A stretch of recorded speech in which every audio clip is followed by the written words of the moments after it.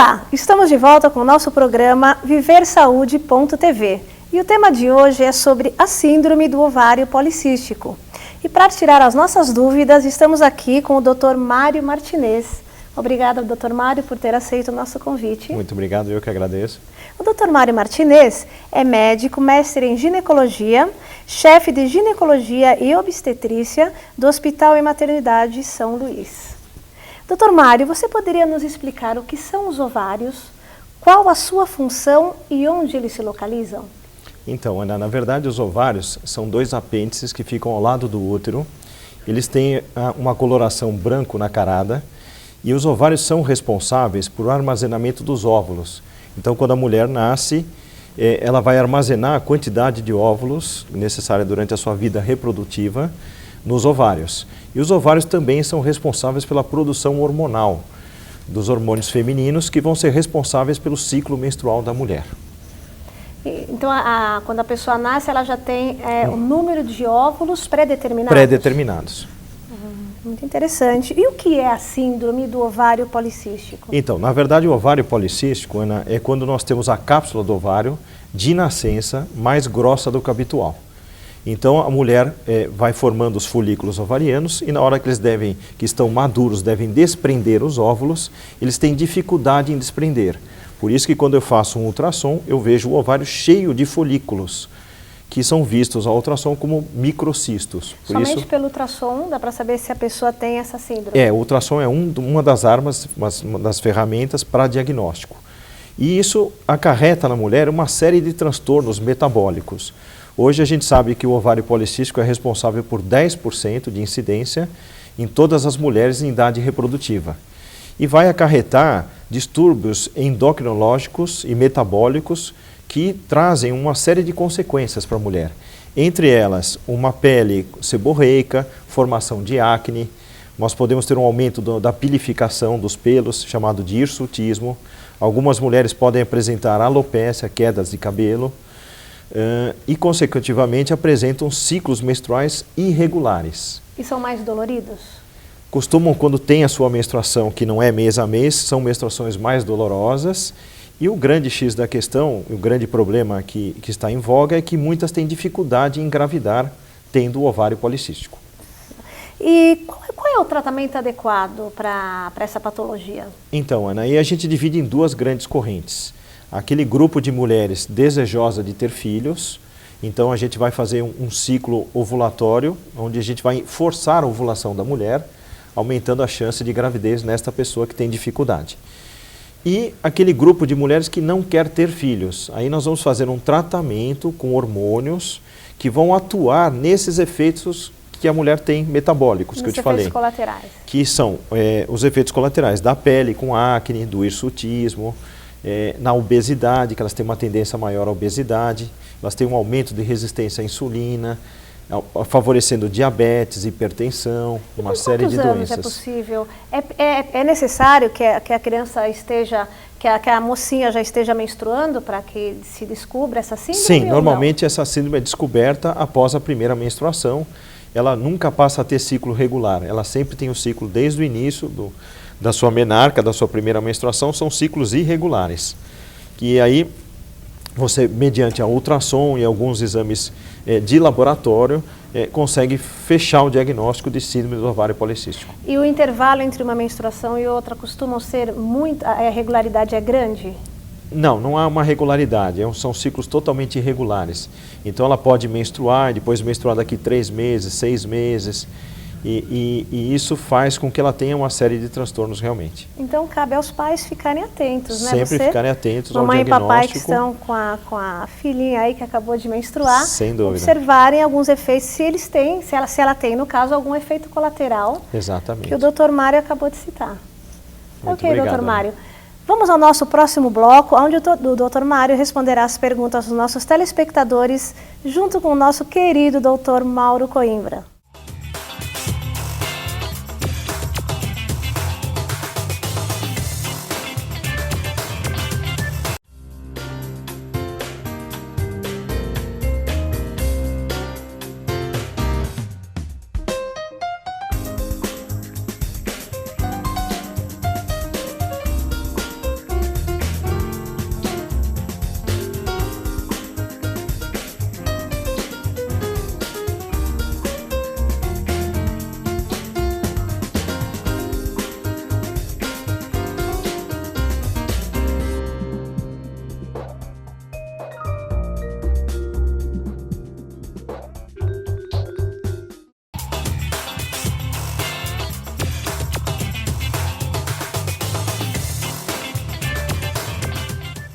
estamos de volta com o Dr. Mário Martinez e com o Dr. Mauro Coimbra para continuarmos debatendo sobre o tema Síndrome do Ovário Policístico.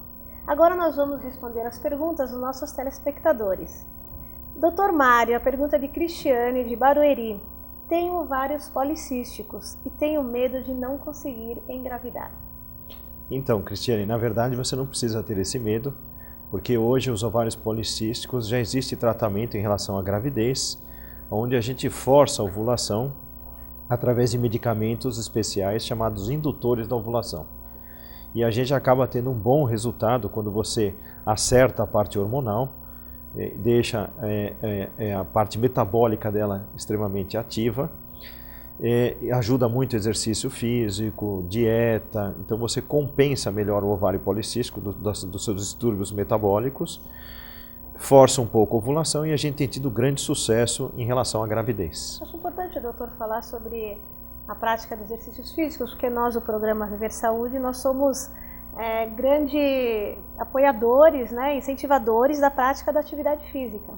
E ela ajuda, inclusive, em patologias como essa, então, doutor? Sem dúvida, porque como nós vimos no bloco anterior, o ovário policístico é um conjunto de fatores que levam a um distúrbio metabólico endócrino. E quando a gente pratica atividade esportiva, a gente melhora uma das coisas que ocorre no ovário policístico, que é a resistência periférica à insulina.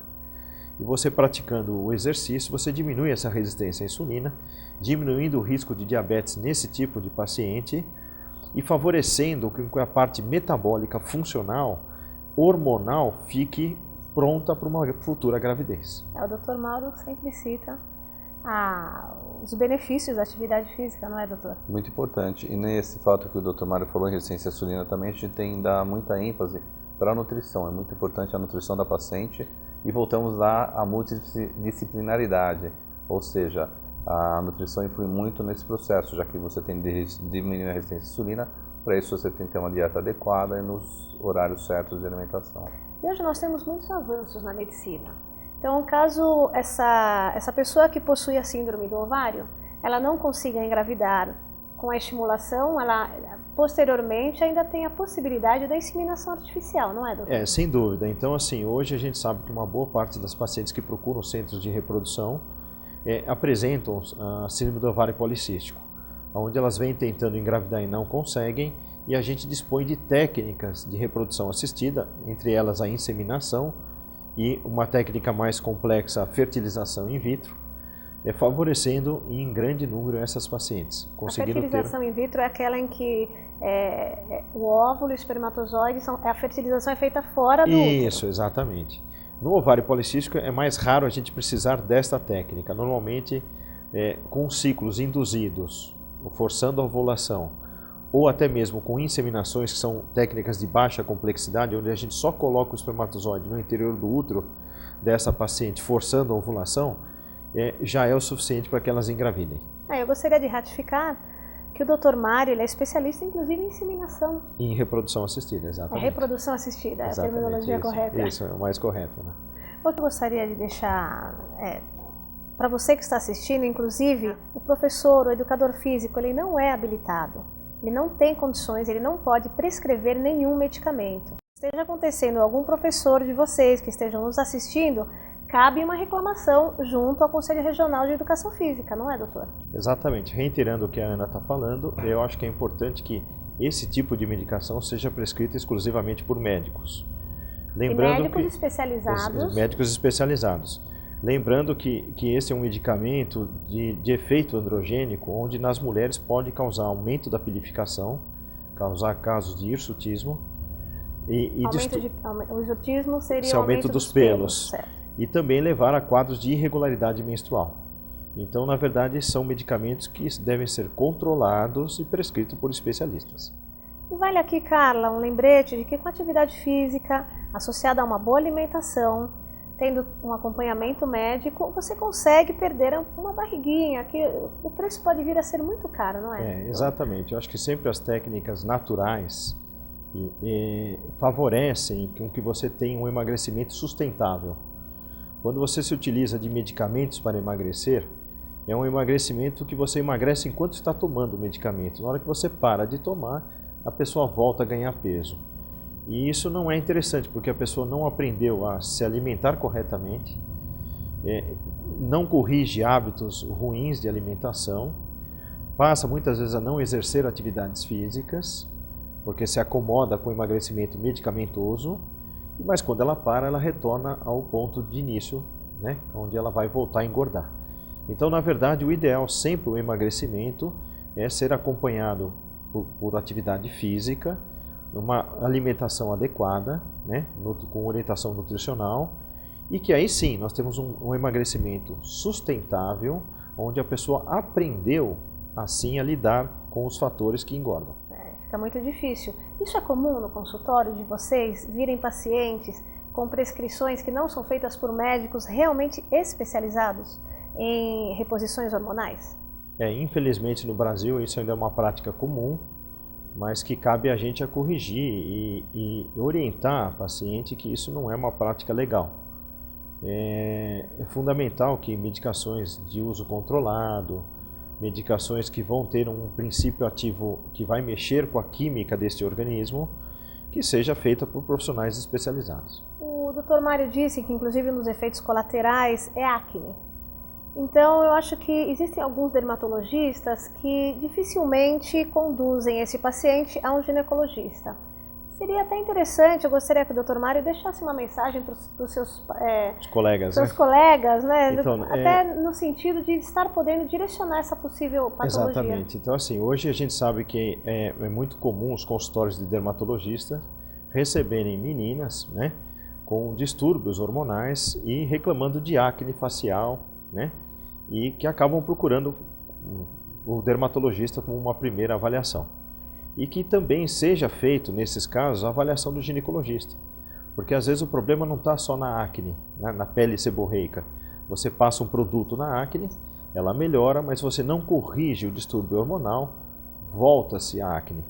Então é importante muitas vezes que seja feito um tratamento em conjunto do dermatologista com o ginecologista, onde esse vai acertar a parte hormonal. Pois é. Continuo falando para vocês, papai e mamãe, fiquem atentos à sua menininha ou às suas menininhas. Eu quero agradecer, Dr. Martinez, Dr. Mauro, pela presença. Obrigado. Voltamos já já com o nosso bloco Raio X Saúde.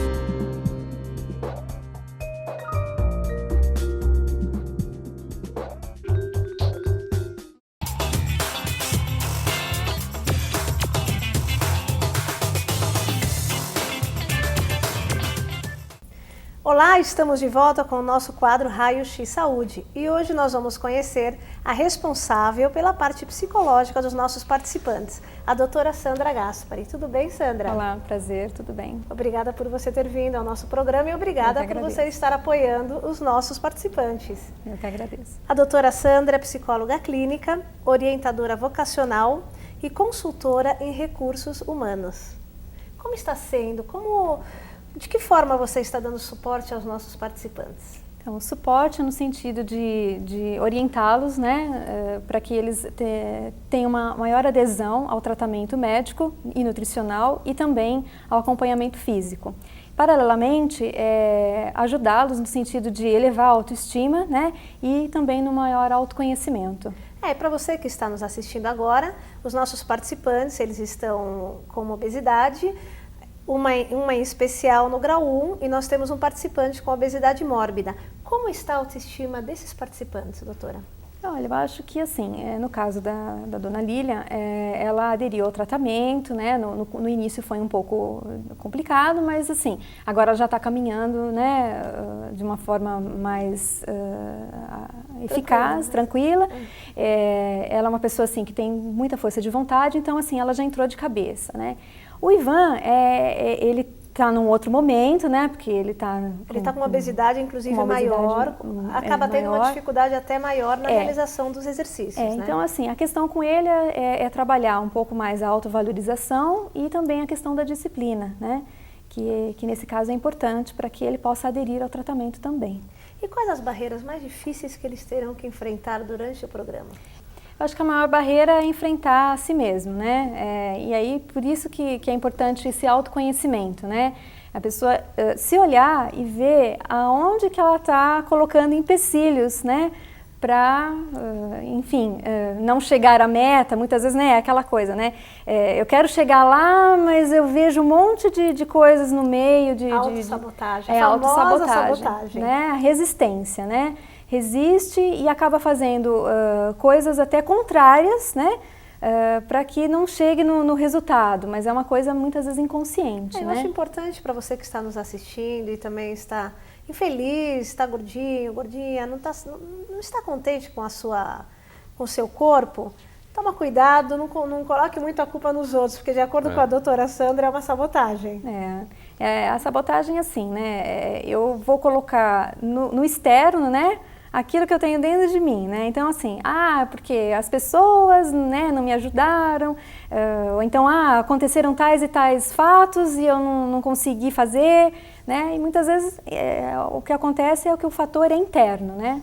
Doutor Mauro, como os hormônios podem interferir no estado emocional de uma pessoa? Então, Ana, hoje o hormônio e emoção é uma coisa muito linkada, principalmente nas mulheres. O que os hormônios fazem? Você vê, as mulheres têm TPM, que é a tensão pré-menstrual. Então a mulher, de um dia para o outro, ela oscila muito de humor. Os maridos devem sofrer isso em casa, os pais sofrem com as filhas. Então os hormônios são muito importantes no humor das pessoas e como elas estão, no bem-estar. Porque na psicologia nós ouvimos, né, doutora, até me corrija se eu estiver errada, pensamento gera o sentimento que gera o comportamento. Você concorda com isso? Concordo, a mente somatiza no corpo. Então é muito importante, aqui a doutora Sandra deve pode explicar, a importância de como o paciente se enxerga no espelho. Porque tem pacientes que estão obesos, mas eles se olham no espelho magro. Tem pacientes que são magros e se olham gordos, que é o caso das pessoas bulêmicas ou anoréxias. Então, como a pessoa se vê influi muito. Mas no caso, quando uma pessoa, o pensamento fez com que essa pessoa tivesse uma disfunção hormonal, aí já é necessário que seja feito o tratamento e paralelamente a isso o trabalho psicológico. Não tem como a pessoa somatizar uma disfunção hormonal. Se ela tem uma disfunção hormonal que levou à obesidade, ela desenvolveu um quadro de obesidade por uma disfunção hormonal. Isso vai ser avaliado e compensado. Então não é o pensamento que gera o sentimento, é o hormônio que gera... Os bons níveis hormonais geram um bom pensamento que gera um bom sentimento. Nós vamos ter que voltar novamente, estamos encerrando agora o nosso bloco, mas vamos voltar para discutir esse assunto polêmico. Doutora, deixe sua mensagem para o nosso telespectador, alguém que está passando por essa situação, como o Ivan, como a Lilian. Para quem está buscando, né, esse tratamento, eu acho que o mais importante é a pessoa se autovalorizar, né? E essa autovalorização você consegue, né? Você busca quando você vai atrás, né? Você se autoconhecer. E aí, a partir do momento que ela está com uma autoestima elevada, consequentemente ela vai ter mais estímulos até para fazer uma dieta e não se sabotar. Isso, exatamente. Doutor Mauro, gostaria de deixar algum recado? Olha, é o que a doutora Sandra falou, é muito importante a pessoa se autovisualizar, ela conhecer o corpo dela e enxergar ele como realmente é, e não como ela quer que seja naquele momento. Então, ela tem que ser realista. Ok. Estamos finalizando mais um programa, porque você, telespectador, sabe que para nós o importante é viver saúde.